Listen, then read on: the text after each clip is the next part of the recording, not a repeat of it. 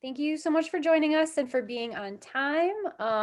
Others are still joining, so I'm gonna maybe speak in a little bit of a disjointed way while I try to focus on admitting people. But I wanted to thank you so much for joining us today. I am Sarah Chapman, and I'm the executive director of the nonprofit Media Burn Archive, which is based in Chicago. Media Burn collects, produces, and distributes documentary video created by artists, activists, and community groups. Our mission is to use archival media to deepen context and encourage critical thought through a social justice lens. And this event is part of an ongoing series called Virtual Talks with Video Activists. Yeah, if everyone could I'm just going to mute everyone for now. Later in the event, you can totally unmute yourself and ask questions, but just while we're doing the intro and the video, if you could just stay on mute.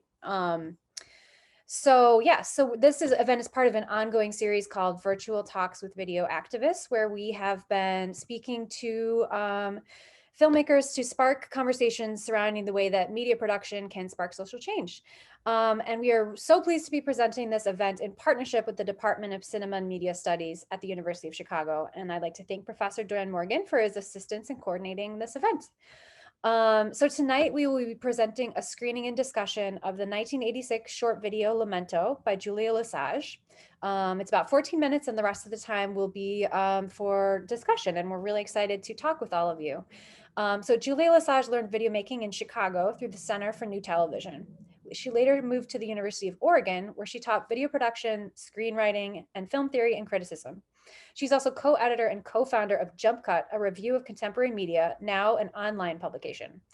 Many of her videos are available through MediaBurn. We'll put a link in the chat later where you can watch a dozen or so of her videos, and we're really excited to announce that we've just got a whole bunch more of them that will all be available in the next few months. So our moderator tonight is Salome Skiversky, who is an assistant professor in the Cinema and Media Studies Department at the University of Chicago. Her first book, The Process Genre, Cinema and the Aesthetic of Labor, was published last March by the Duke University Press. She's currently working on 2 book-length projects, one about the talking head and one tentatively titled Filming the Police, about police on screens. So if you're just joining us, just as a reminder, I'm going to ask that you stay muted during this initial part of the discussion, and then after the screening, you can feel free to talk all you want. You can ask questions in the chat. You can ask them out loud. And so I'm going to turn it over to Julia, who's going to give us a little context for her video.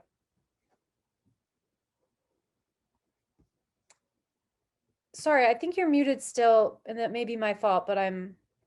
There we go. Perfect. All right.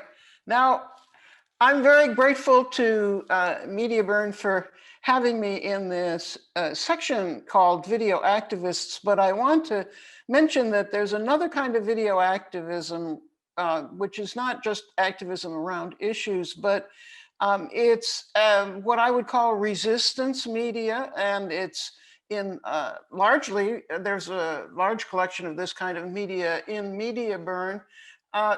I myself participated in this with the kind, what I would call the camcorder revolution of the 80s and 90s. And I find that underrepresented people cross a lot of genres, the avant-garde, documentary, autobiography, and the lyric. In this particular instance, this is one of a number of videos I made during the Sandinista revolution based on trips to Nicaragua. The revolution was in 1979, and for me, it represented a utopian moment when I could participate in a social movement in which everybody seemed to be building a new version of their country. I had gone in 1981. This video was made in a trip in 1984 when I was in Esteli with a little language and culture program with my husband, Chuck Kleinhans. And this particular tape was made when we were visiting a group called the Mothers of Heroes and Martyrs, women, working class women who had had children who died in the revolution. it was shot in VHS in a room which had no interior lighting, but strong light coming in from some windows, which created a kind of Rembrandt lighting effect, and was shot in VHS, then bumped up to 3/4 inch for editing, processed in a Sandine image processor, later bumped back down to VHS and edited in a VHS editing suite. And then later commercially duplicated for distributing the videotapes, and then finally digitized. So it is like the case of much VHS production of those years. It goes through lots of generations. I think we'll play the tape, and then we can have discussion afterward.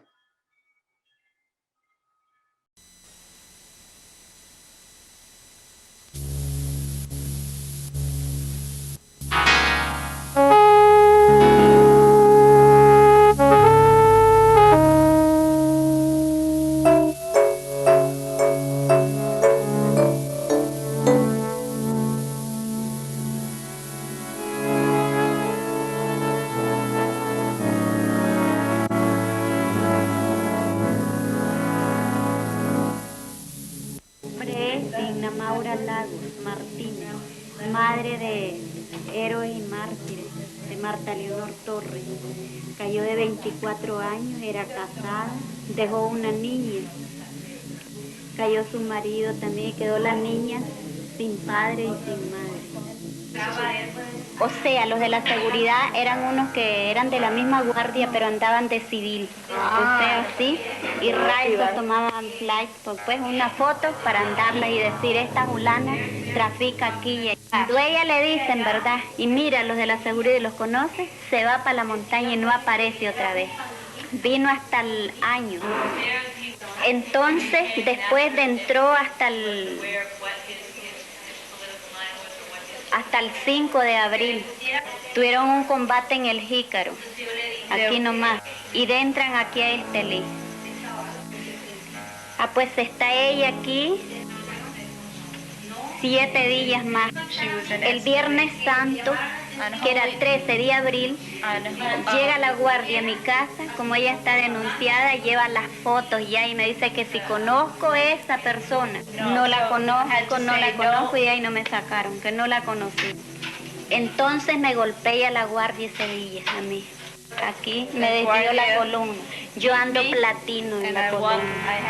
Cuando me golpea la guardia, yo tengo un chavalito de 9 años y brinca y dice a mi mamá. Entonces le ponen el rifle a él aquí. Le dice, cállese, hijuepé, que usted también se va a ir. El 14 de abril se van ellos en retirada. Todavía la miro yo como a 30 varas y la llamo que se venga. Solo se levantó una chaqueta que fue el último adiós ya y me dijo así y que no se volvía.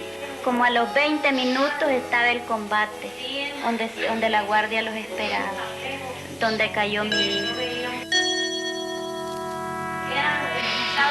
Como a la media hora que ya los asesinaron a ellos, nos recogieron a nosotros a la universidad, la UNAM, del barrio del Rosario, porque iba a Vivilla. Cuando yo voy llegando a la UNAM, me dice un señor que la conocía. Su hija me dice, todavía se gira, se están manando sangre. Está deshecha la cara, me dice, con unas 50 que les pusieron. Y los pechos con las bayonetas se los relajaron así, y las piernas, y le quitaron la ropa. Nosotros allí pasamos la noche y ellos caídos sin poderlos velar, sin poder nada y sin poder hablar. Esa noche la pasamos allí con unos niños que llevábamos sin tomar agua y sin nada porque no los dejaron sacar. A las 4 de la tarde se fueron a traer una pipa de agua al club campestre, creo que es la escuela que están ustedes. Se fueron 100 guardias en unos camiones a traer esa pipa de agua. Se bañaron en la piscina y después de que se bañaron llenaron la pipa de agua y nos llevaron el agua. Y nos decían, no la boten porque viene vitaminada. Ah, pues y no los dejaron. Al siguiente día, en la mañana, recogieron unas llantas y se fueron a quemarlos. Nosotros mirando cuando los estaban quemando, poniéndolos unos sobre de otros y quemándolos con gasolina. ¿Y quemaron los cuerpos? Sí, ¿Los cadáveres? los quemaron. Después nos sacaron al siguiente día, el domingo, para las casas. Y quisimos ir unas madres a recogerlos, pero la guardia los cuidaba. O sea que los venimos a recoger después de la liberación en agosto. Como en este mes nosotros los recogimos. Y en un solo ataúd echamos los 17 pedacitos así y los reconocimos porque mi hija llevaba una carta y el pedazo de una carta y una esclava. Hallé las muelas que llevaba calzadas y varias cosas y solo pedacitos así. Pero lo más que me dolía el alma era la niña que dejaba de 6 años y decir, ¿será de mi mamá esta costilla?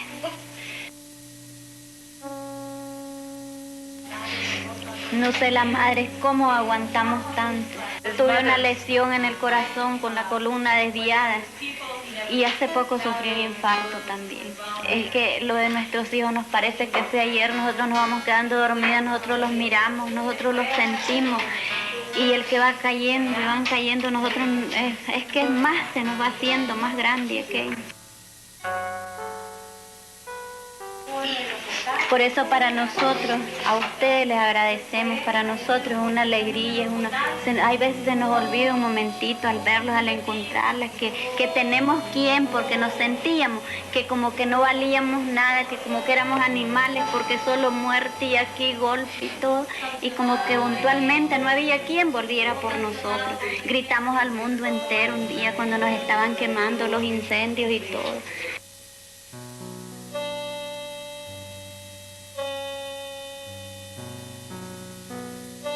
Mi nombre es Alejandra Picado Martínez, madre de un negro caído en San Juan del Río Coco.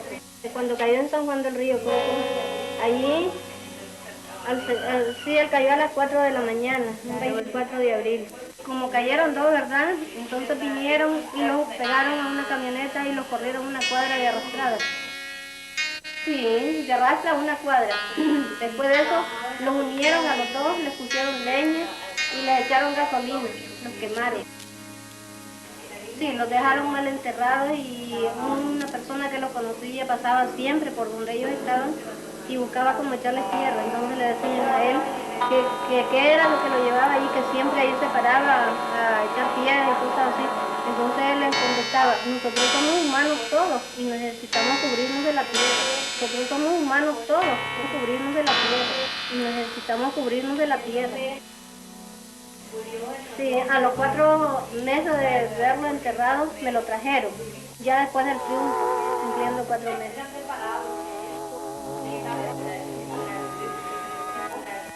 Son testimonios muy dolorosos, que casi uno no puede, Son testimonios muy dolorosos, que casi uno no puede, Él andaba con un anillo de compromiso para quitarle el anillo agarraron una piedra y se lo machacaron el dedo para sacarle el anillo. Así lo mismo le costó sacarle las botas, él se andaba un dinero que le daba de comer a la tropa y se lo robaron. Eso se lo voy a hacer un testimonio corto por no tener suficiente coraje.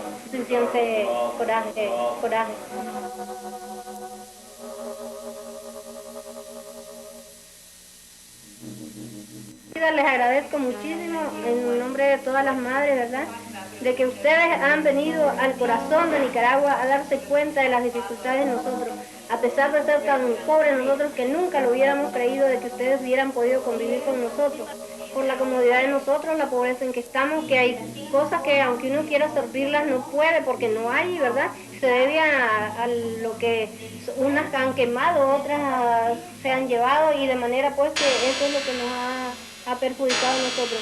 La pobreza en que estamos, unas han quemado, otras se han llevado y de manera pues que otras se han llevado. Sí, pero lo que ha sucedido, ¿verdad?, es que en estos 5 años de triunfo son como 50 años que Somoza haya vivido para nosotros, el adelanto que ha tenido la revolución. Sí, es grandioso. Y si nosotros no tuviéramos eso, que no han de que se triunfó, han ellos molestado la agresión que ha venido a Nicaragua, nosotros estuviéramos mucho mejor que 50 años que Somoza mandó. Y en el tiempo, ¿verdad?, de Somoza, nunca jamás pudimos oír decir que podían haber venido un norteamericano a Nicaragua a convivir con una persona pobre.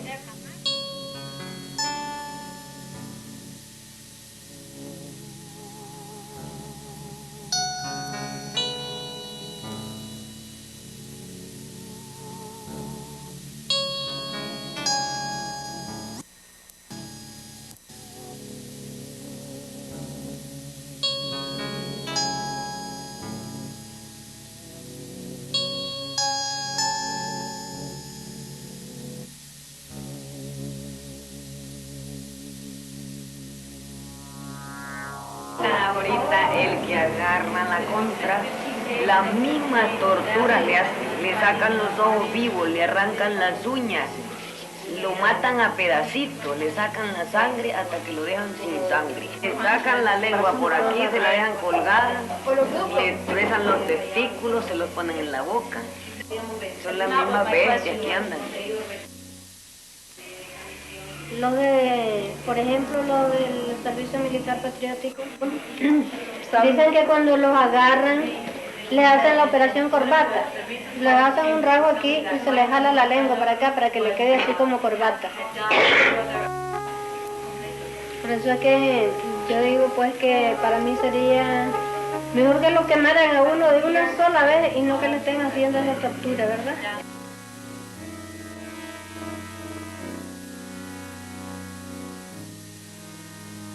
¿Y por qué es que Reagan dice que la revolución de Nicaragua es un estorbo para Centroamérica? Y yo entiendo que cada quien en su lugar, porque nosotros no vamos a los Estados Unidos a hostigarlos ni nada, ¿verdad? Y eso es lo que yo pienso y digo yo que por qué será que hace todo eso con nosotros.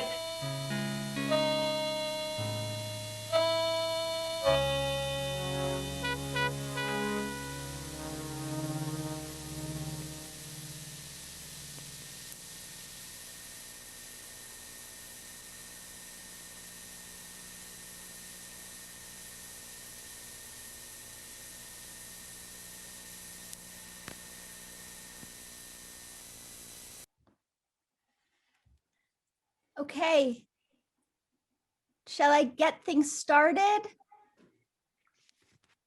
Okay, thank you so much, Sarah and Julia, for allowing me to engage with this piece. I found it very moving. I hadn't seen it until after we had done our pre-discussion. So I just want to start with a kind of three-part question. So the first part is, I'm imagining you in this place in Estali, and you're living there. You've been there for a little while. You said maybe a few months, and you encounter these women that are part of that Mothers of the Heroes and Martyrs of Estali. How did you decide? So this is the first part of the question. How did you decide to capture their stories through this film, Lamento? Why that approach? That's the first question. And the second question is, why did you decide to experiment with the image in this way? Like, one might have expected, you know, that you could have done a kind of straight talking head in a way. We have, I mean, to me, it looks like 4 different people, or it's maybe a group meeting. There are 4 different testimonies. Maybe you'll correct me. But I wondered to myself, why the stand-in image processor? Like, how are you, what is the stand-in, what is an image processor? And why that experimentation with the image? You know, how did you decide to use it and what recommended it to you? So it's actually more like 2 questions, like why Lamento, and then why this form of experimentation? Well, I think those are good questions. The little language program that I was on, I actually knew Spanish, and just because things were kind of clumsily organized, I often ended up being the translator for the group when we were taken to visit some place. And so the rest of the people didn't know Spanish that well. So I was actually translating for the group. So time-wise, it wasn't very economical because like to present the whole discussion of what these mothers were. And this was something that had been prearranged for us. So if you go to South America, it's nothing that turns out the way you think it is. So you have your video camera with you at all times because it may turn out to be just wonderful, and you want to record it. And so that's we had the video camera, and Chuck just knowing what kind of lighting there was shot for that kind of lighting. When I looked at the footage, I mean, some of the stories just stood out. But when I looked at the footage, first of all, it just was terribly gripping emotionally, and I was crying when I was doing the translating, which often happened because the Nicaraguans were waiting to be bombed the shit out of by the United States at the time. So that Dee Dee Halleck made the title of one of her films be "Waiting for the Invasion." And so, but when I looked at the piece, I thought this is a universal women's story, picking up the body pieces on the battlefield, and it's really ancient. And so the whole thing reminded me of Antigone, and to me, it's an Antigone piece. And so the combination of emotion and universality led me to use the Sandine image processor because Dan Sandine had invented a thing. It was like lots of little boxes. In each box, we would twist a dial and it would change some part of the electrical signal. And some people liked certain parts of the Sandine image processor. I liked the parts that would shape the image in a way that felt emotional or breaking things up into smaller parts, kind of part of the Sandine image processor. The thing about this was you could never go back and replicate anything. So you had to constantly be running the video recorder while you were experimenting because there wouldn't be any second chance. I learned those things the hard way. Why I used the Sandine image processor. I had bumped my VHS tapes up to 3/4 inch, but 3/4 inch editing at the Center for New Television was $30 an hour, and the Sandine image processor was $15 an hour. So I could experiment for a while with the Sandine image processor. I had a postcard, a black and white postcard of the American flag. It was like an avant-garde postcard. At the time, just a big postcard of the American flag. And so I worked with that, and then it sort of perfectly suited my desire to have the women talk about American intervention, but by happy accident, and it's the image that it ends on, the image ends up with the woman having stars in her eyes, and I couldn't have asked for anything better than that. So I think that there's still this story, and I was a great supporter of Barack Obama, but he was a great supporter of drone strikes. In other words, he couldn't do too much in his negotiations with Congress, but he could work with the military, and his work with the military was to supervise lots of drone strikes. And at that moment, I couldn't help but think, drone strikes are leaving women doing the same damn thing, looking for body parts to bury. And it's just so extraordinarily long-going and gender typified and horrible that's why I wanted to make this piece. And Julia, where did the piece circulate? And can you tell us something about the reception? What did people say about it? What was the response? Were there debates or discussions? Like, what is the context of its? One of the problems of making small media and resistant media and trying to distribute VHS is it doesn't work. In other words, I put a lot of work into just VHS distribution. Mostly I got it through Facets Multimedia. In addition, as you can see, I was working with Spanish language image textual material. And I never, it's only with the video media burn that I was able to get these subtitles, and aesthetically, they still jar me. In other words, English subtitles on the Spanish language piece jar me, but there's no other way to do it. When I showed it before, I just read the translation over it.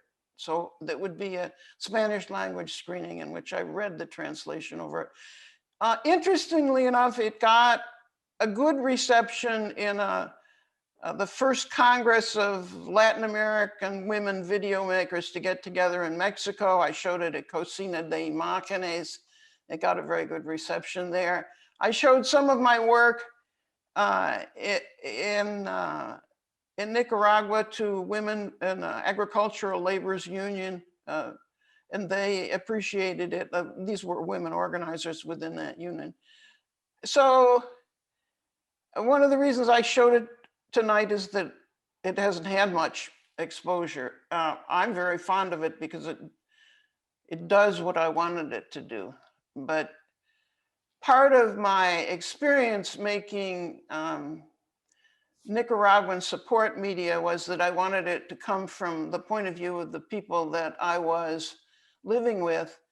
And those are people whose voices are systematically left out of mainstream media. And as you know, people who live in another language culture also have different attitudes towards time and towards sociality and towards emotional expression, which are not congruent with what a lot of people in the United States are used to encountering, aside from people who are familiar with Latin culture. So making media from inside that culture limits the amount of success you had. Later I made kind of resistant media with students of color and with students with disability in my own university, the University of Oregon, and those had a little more exposure within the university. And so I think that one of the things is, Michael Channon calls it small media. One of the things of working in small media or in some of the lesser well-received, not lesser well-received, frequently less seen media like autobiography or the avant-garde or the lyric. These are not necessarily wide seen genres. I have one more question and a little follow-up to what you said. So I'm like curious, when you showed it, did people comment on the kind of abstraction of the image in relation to the kind of intimacy or emotion of the testimony? Like there's something unusual about that combination. And I just wonder if it was commented on in that historical moment and what people said, what people who were interested in. I think they were just, I think they're mostly likely to cry. My last question is, I'm just going to read it. So when you look at this piece today, what sort of reflection does it prompt in you about your work as a media activist? So what sort of reflection does it prompt in you about that moment, that 1984 moment, and about our moment, 2001, and that place, Nicaragua, and our place, the US? How do you think that the conversation and concerns about activist media are different today than they were in that historical moment? How does it look to you today? I'm still a proponent of small media. In other words, I'm still a proponent of intimate reflections of people where they're at. I think it's something that media always, I think it's something that, especially art media, but documentary media always has to do, because there's always going to be a discourse which flattens things out. In other words, I taught media makers in Nicaragua. When I look at a lot of images, I see poor people. That was never a concept in the minds of the people I was working with. If they looked at something, I would say, poor neighborhood, poor people. They would say, oh, those are the people, there's a nice place to get some kind of food down there, or there's a guy down there, he works in the labor union, I'm familiar with him, I visited him and his family. The very concept of poor people, which is so common in our activist media, doesn't occur to poor people. They don't see themselves as the category poor people. I mean, they know they don't have a lot of money, but they're the person next door. They're the person who does sewing, or they're the person you can buy tamales from. And so there's always going to be a need for media which lets you see the expression of people who otherwise are flattened out by labels, even by activists. I mean, somebody can be a hurricane victim. Well, the hurricane victim knows they're a hurricane victim, but they're also somebody who plays the guitar.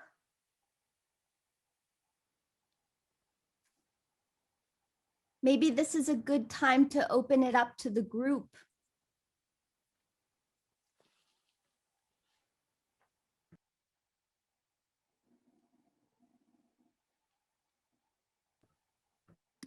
I had a question. And it was already touched on a little bit, but the lighting, the low lighting filtering in really seemed to match the emotional tone of the setting. And I was wondering how much of that was out of necessity and how much that was a stylistic choice.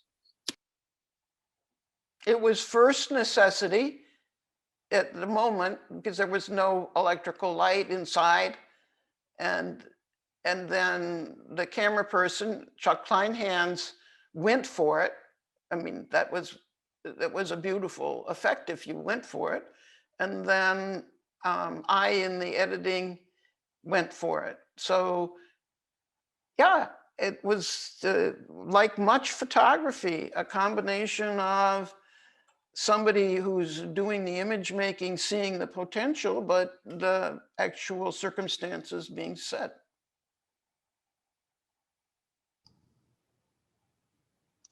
Julia, Yeah.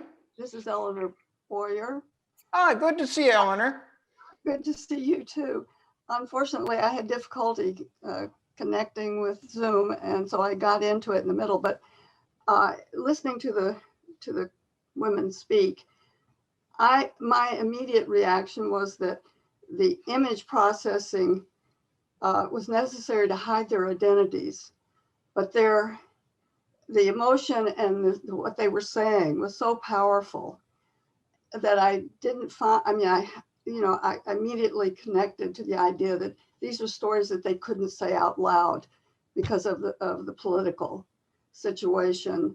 And that made them more powerful to have their images, blurred. And that just added another label to it, another level of meaning to it, that, these were stories that were so real, but couldn't be spoken freely. I found it very powerful. Thank you. Thank you.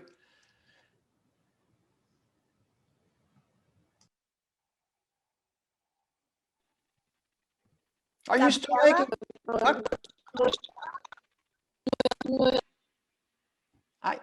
I was wondering if you got a chance, if these women got a chance to see the tape. If they got a chance, no, I never met I didn't return. I didn't never met with those women again. I wish I had. I wish they could have seen it. I think that it means a lot to people who never see images of themselves to see images of themselves. I had at one point I visited a marketplace in 1981, and then I knew somebody who was going to Nicaragua, and I had them give them to somebody who worked in that marketplace so that they could give these color photos back to the people, because I think that's important. So maybe Gabriela, Valentina, and then Ted. Those are the hands that I see. Okay, thank you. Hi, Julia. Thank you very much for your presentation and for sharing your work. I really appreciate your explanation about how universal is to have women picking up the bodies of their dead or people. I mean, seeing that in Colombia, in Peru, in Bolivia, everywhere, right? So I love how you have framed this story as a universal story. But I have a question about of your editing, not too much on the images, but because I don't know, I couldn't see very well. I don't know if it's the connection, but what they are saying, and there are many parts, as a Spanish speaker, I could pick up on the editing when they were repeating certain things, and there is a rhythm to that remind me a lot of La Hora de los Hornos, like the great documentary of Solanas. So I don't know if you thought of that, if you did it on purpose, or what make you have that rhythm and the repetition at certain key moments with certain things that were so powerful and grinding of what they were saying. Well, I think you caught me. Yes, there was an influence, but also there's a lot of influence of Bertolt Brecht in there, even though it's much more emotional than Brecht would have been. But it is the idea of the gesture, which is socially telling. That gesture speaks words, speaks a large,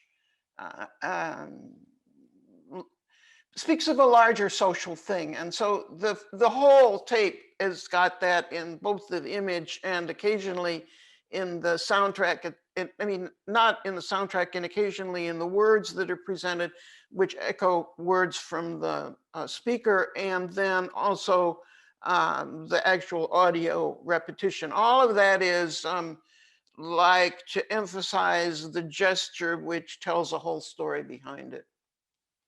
It's also part of my emotional reaction to these stories. Yeah, thank you. It was powerful. I mean, it really. And Gabriela, are you speaking from Peru? Yes, I am in Peru right now. So greetings from Peru. How about Valentina? Hi, thank you for this. So I have kind of like a question, and then Khalil had a statement. So I know that Julia, you mentioned the postcard and that it kind of like all fit in with having the flag. And then I guess I was just wondering, like, did you ever think of turning the flag like upside down? Because a lot of, like, I think one woman or two were saying how, like, why does the US have to get involved in our problems? Like, it's us, like, you don't see us going to the US and harassing them and bothering them. So I guess it was just like, oh, I wonder if Julia even thought of like maybe flipping it around or just that. Well, I didn't think of it, but it's a great idea. Right? I'm sorry I didn't think of it. Go ahead. My parents immigrated here because of the war. My father was a child guerrilla soldier, and my mother tells me stories of the war. And I think you captured well, like the storytelling of mothers talking about things. My grandmother's, one of my uncles passed away in the war, and this is a story that my family has recounted towards me. Today, me and a lot of my family are still strong supporters of the Sandinistas because they have significantly benefited the life of people in Nicaragua and continue to, like, push eco-socialism and defend themselves against human rights violations, primarily from the US. So I was also curious why the United States flag was there. Like, interesting. Like, what is that supposed to mean and stuff like that? But just thank you. Well, it meant that we were supporting the Contras to go in and kill these people, basically. I was saying that these women understood who was killing them. And also, I like what she said.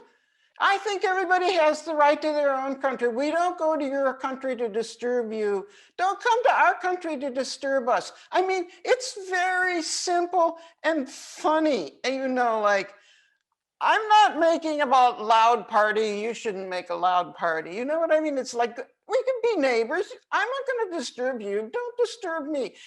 It's not, they didn't say, I don't send soldiers there. Why do you send soldiers here? It's like we could be good neighbors. Just don't disturb me. I won't disturb you. I thought there was a certain amount of gallows humor in that. Thank you for telling me that about your family. Thank you. And for having this happening. Thank you. Ted. Hi, Anne Elizabeth here. First, Julia, thank you so much for sharing these important tapes with Media Burn. They mean a lot and are beautiful to look at still. I remember, I have two questions for you. First, I remember being politicized in the 80s at college by tapes like this and this story. And so I'm curious, how much do you know? I know Chuck wrote about discussion tapes used for discussion purposes and films used for discussion. How much do you know these tapes, your tapes got rotated to universities? And then the second question is, you know, Pam Yates' Granito film, wonderful Granito film. How, were your tapes ever used legally, or did anyone ever approach you about using the information for human rights, international human rights violations? Oh boy. I would say it's a larger issue. No one knew where VHS tapes ended up. Plus, all of us who were teaching had low budgets and we were pirating like crazy. So I taught I taught film studies for a long time, and my department thought that they would give me credit in one video store for up to $50 to rent videos for my classes. So in other words, I could go in and rent a video for $5, a day or two before the classes. I got one video store to give me an extension for how long I could keep the tape. So this video store would let me keep a tape for a week. And I would go and rent it for $5. I would show it to a room of 300 people. I would talk from it in a lecture. And I can guarantee you that if we rented a tape for a couple $100, that we made copies and used it for the next 5 years. And so did every other teacher I know. So I only know from facets that, you know, they sold X number of tapes. That's all. But you don't know where they got showed. No, and remember Bill Clinton wanted to appoint Lanny Guinier to an important position, and she wasn't accepted by the Congress. But Lanny Guinier had made up a pamphlet about starting important conversations on race in the United States. And it wasn't one of these, it was one of my tape I made about race in my own university. And she suggested people look at that. And so that was like a high point in my life. But no, I don't know. I think it's just a larger issue of VHS tape distribution. I was at Duke University in the 80s, and I know the Duke Library has a librarian who's reviewing documentary tapes to be used in human rights cases. And like in Granito with Pam Yates, even sort of decades after the crimes have happened. and how witnesses report on these crimes? Well, thanks. I mean, yeah, sure. All my stuff is available on in Media Burn, and it's also on Internet Archive. It's, you know, it's not like that. It's not like it's been kept from the public, but nobody who tried to distribute VHS as an independent had an easy way to do it. And I just wanted to add, I appreciate your aesthetic as well. I think it is a really great choice, sort of using the video processing to obscure the easy consumption of this kind of you know, tough material, and it actually then re-engages us on a deeper level to sort of try to navigate that filter. So I think it's a brilliant approach, and it actually creates a timelessness in a sense of us viewing and valuing this kind of work. So thanks. Thank you for telling me that. I was aiming for timelessness because you wish some problems were over, but that's right. The problem of collecting body parts is obviously not over, especially in the age of drone strikes. I mean, it just chills me to think about. So I see Amir, but I also noticed that we have a question in the chat.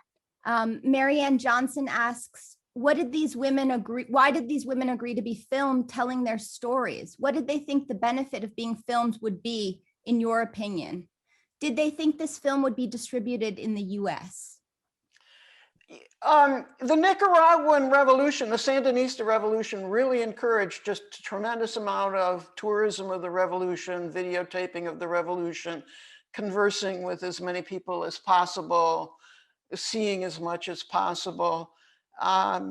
These women formed a public group. I mean, it was voluntary, but it also gave them a chance to be social with their grief, to meet each other, to know each other, and to talk about what had happened to them. So they were very happy to be in a group. If somebody wanted to hear them talk publicly, or otherwise they would just meet amongst themselves. Almost everybody that I met in Nicaragua was, because I was working inside a Sandinista organization, labor union organization, very happy to be filmed. They wanted their stories to be told. They were very proud of what they were constructing. And I think that they saw us as more powerful than we were. And so we would like to have had more power to help them out more. Amir, you want to jump in? Yeah, hi. Thank you so much for having me today. I really enjoyed this film, and actually my professor, he sent me this film. I've never seen this film before, and I watched it 3 times today. And honestly, all the times that makes me cry. And I think the purpose of this film, behind this film, was make you cry. So I really enjoyed it, and it was really, really amazing. And because, I mean, I'm originally Kurdish, and I feel the same thing. My uncle executed because he was a member of Socialist Party by Islamic Republic of Iran. And I know it was like emotional, and it was like a scientific. Both elements was really, we could see both elements in this film. You know, it was emotional because it could hurt your feeling and hurt your heart. And it was scientific because I think in the Sandinista revolution in Nicaragua, women actually were the biggest part of the revolution.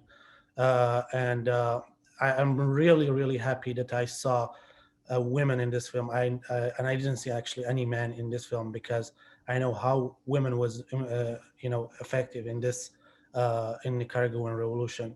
And I have a really small question. What's the real relationship between the subject of this film and the director? What is the relation between the what? the director and the content of this film? My relation to the content. Well, I did not know what I was going to hear before I went to this meeting. And then as I was in the meeting, I was doing simultaneous translation for the other people in my group. So in a way, aside from the fact that I was also crying while I was doing the simultaneous translation, in a way, I didn't have a chance to think about this until I saw the footage, and then I had more of a sense of the universality of what these women were talking about. So there's a process going on. But I think you're asking another question, which is it's a larger question, and I think more serious from my perspective right now, which is I have first world, middle class, white privilege as an academic and as someone who has had access to technology and as someone who tries to do, at that time we called it solidarity media. And it is the story of what do we owe these people who have told us their story, and that's a heavy issue. I have tried to, in a way, pay back some of the people I worked with teaching video in a labor union, but I haven't had a chance to, pay these specific women back anything except try to make their story count for something. And to a small degree, I was able to do that. But it's a bigger question, and I think that it doesn't go away. In other words, for people who are in progressive organizations in developed countries trying to help or engage with people in poorer countries and let those people give a voice to their concern, there's still a power relation. And I just can only acknowledge the power relation at this point. I don't have a cure for it.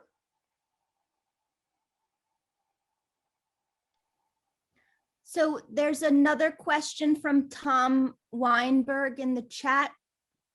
I'll read the question. It is a wonderful, important document. Thank you for showing it. Have you been back? Sandinistas have become dictatorial. You couldn't even get your camera on. The last time I was there was in 1987. And I haven't been back since the Sandinistas, since Violeta Chamorro won the election in 1990. So I can't speak to that. I do occasionally phone. I use WhatsApp, which you can make international calls and without having to pay international fees. So I use WhatsApp, and I occasionally talk to the people in Nicaragua. Mostly my goal has been, actually, Tom, because you'd be interested in this, is to preserve the video that they made. And I don't even know if it's still playable because of the humid and tropical conditions of the country. And so I have been in conversation about what could be done to digitize whatever material is left. But again, it's very uncomfortable for me because I'm talking to someone who's trying to make ends meet and asking him if there's some way I can preserve video which he has in his closet. I mean, it's mind-blowing.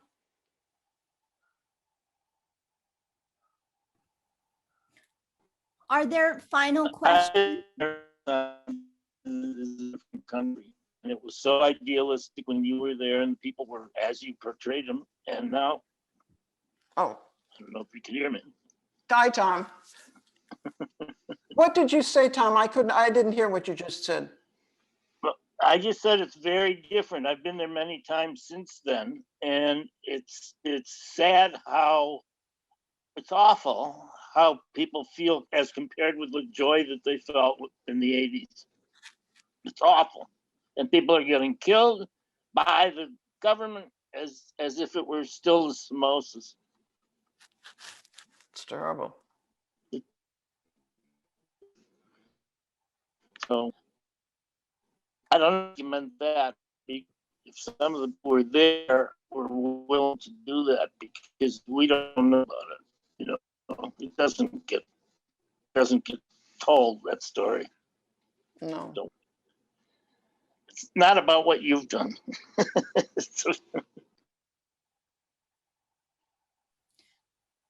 Dolores Caruso asks in the chat, what were Nicaraguan people's attitudes toward you as an American? Oh, they liked Americans. They liked me. It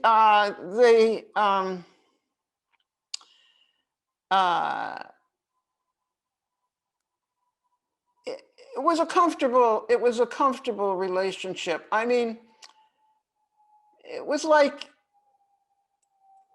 there was a lot of joking, and once I cooked a meal, and that was very much a thing. They invited tons of people around, and so we had to like cook more rice to spread out the whatever food it was I cooked, and it was an easy relationship. On the other hand,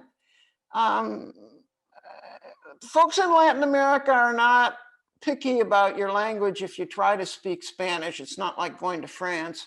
And so, you know, any little effort made at communicating in Spanish, even if the grammar was bad, was fine. Really, it felt just, it felt easy. I mean, the interpersonal relations felt easy.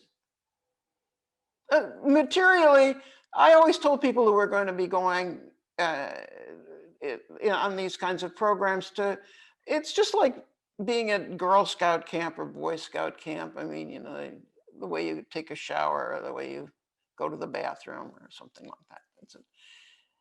And a lot of people eat, they eat rice and beans for their main meal every day. And that doesn't bother them, didn't bother me. But it's not like a big variety in your diet was called for. And also, you know, I had a critique of US politics and they had a critique of US politics. So we were agreed on that. Are there other questions? I have one final question if there are no other questions from the group. I think somebody's got a question. Travis is a... Yes, Travis.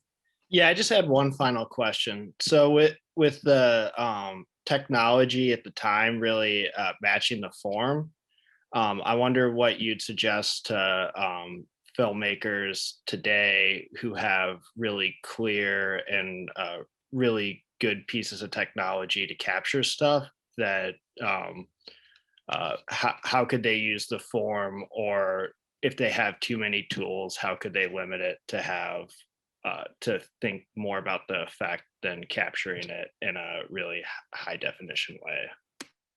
Well, what production teachers have told me now is that they have students who have captured a lot of images and capture images constantly, but haven't yet developed a sense of how they want to put them together. And so I think that is asking, you know, what do I want to express? What is it? Is there something that I think needs to be uncovered or paid attention to or made remarkable so people notice it? There are a lot of different genres which you can go for. I mean, you can go for the documentary, you can go for the lyric. Well, I'm very attracted to the lyric. You can go for autobiography. But all of those you then are going to be thinking of time constraint. You're going to be thinking of economy. What do you want to tell and how do you want to tell it? All kinds of things like that. So, you know, just capturing the image isn't the only thing. I would think that that's one of the things when I started working with VHS, I just looked at some material and I said, well, what is the VHS aesthetic? And I said, it's poster art. And I'm very happy with poster art. So as long as I was not looking for high resolution of an image and it could be satisfied with poster art imagery, which I think is very attractive, then I could work with it. I think you just, you know, so those are all the kinds of things. So that, you know, there are aesthetic decisions which have to be made, even if you think you're sticking to a certain kind of thing like the documentary. The documentary is a construct. Julia, do you want to ask your question out loud or shall I read it? Please. Okay. Sorry, Julia Dreidel. Yeah. Okay. Oh yeah, you can read it. Also one other thing, it's really great to see this film, and my dad was also in Nicaragua and American Nicaragua in 1984, doing solidarity work. So it's been cool to hear this. Just in terms of. So Julia says, wondering how you see the relationship between care work and liberation struggles, both in terms of art making, storytelling, and the mother's care work in revolutionary times, and how the subjects of the film saw their own role in this, if you've had those kinds of conversations with them. Great question. It's a great question. I think that nobody at that time imagined that the revolution would not last. As Tom said, the revolution didn't last. So nobody imagined that. And so they were, in a sense, aware of the momentous role their dead children had played in creating a revolution. And in fact, in lots of revolutionary moments that I have heard of, the older people who are quote unquote progressive like me are killed off first. And so by the time the revolution actually happens in Nicaragua, they call the revolutionaries Los Chavalos, meaning the kids. But the fact is that's who was left after the revolution to start taking over bureaucratic posts. It was kids. And so I think the mothers saw themselves as witnesses to history and talking about history and talking about the price of history. And that's very interesting to me. I think our own time is somewhat different. I've been very moved in recent years by the writings and the theoretical work, and to in a certain degree also the media coming out both from two separate groups in our country. One, people of color who are reminding us that the way they have been ignored or made invisible or not given credit or demeaned has gone on for centuries and has structural reasons behind it. On the other hand, Biden mentioned the term white supremacy in his inauguration speech. I could never use the term white supremacy in teaching. I would have to have used euphemisms for it. Or if euphemism's not the right word, there are other ways of saying it. And the other thing is the greater gender fluidity of our time, which I think is just beginning to be expressed in media. And I'm very interested in it as it's being expressed in media. Because I think it's a big break for a lot of people that male and female, God created them versus gender is a social construct. In other words, when I was in second wave feminism, we said gender is a social construct. But, you know, I lived out my life out as a heterosexual woman in a rather traditional marriage. And so I wasn't challenging the construct of heterosexuality or heteronormativity. And so I'm looking forward to lots and lots of media, hopefully, which will just treat the human figure as gender fluid. And I don't know what that's going to look like, but I think it's going to be really interesting. On the other hand, the other struggle that I was talking about is phrased in much older terms. So I read Claudia Rankine's book, Just Us, that's Justus, which is a prose book written by a poet, in which she decides to go around and talk to white men about white privilege and gets the answers back from them and suffers it and suffers it in the sort of level of bone suffering, right down to the very depths of her being. And that's what she writes about. And she chose, you know, she chose this project deliberately, and she chose her own suffering in a certain way deliberately. But why should that suffering exist? And why should it be invisible? And so, you know, I think we're telling these stories. I think we're telling these stories in a different way right now, but the issues are urgent and the artists are creative, and I wish social change happened faster. That's all I have to say. I think I was going to say, I think that's a great note to end on. This has really been a really enjoyable discussion, and I'm so honored that Julia was able to join us, and so pleased that Salome was able to moderate. And I also want to thank Thais Jayaswal for showing the videos and making it all look super seamless. He works very hard behind the scenes. And thank you to the Department of Cinema and Media Studies at the University of Chicago. And I hope we will see you all in 2 weeks for a discussion with Dee Dee Halleck. So good night, everyone, and thank you for coming. Thank you.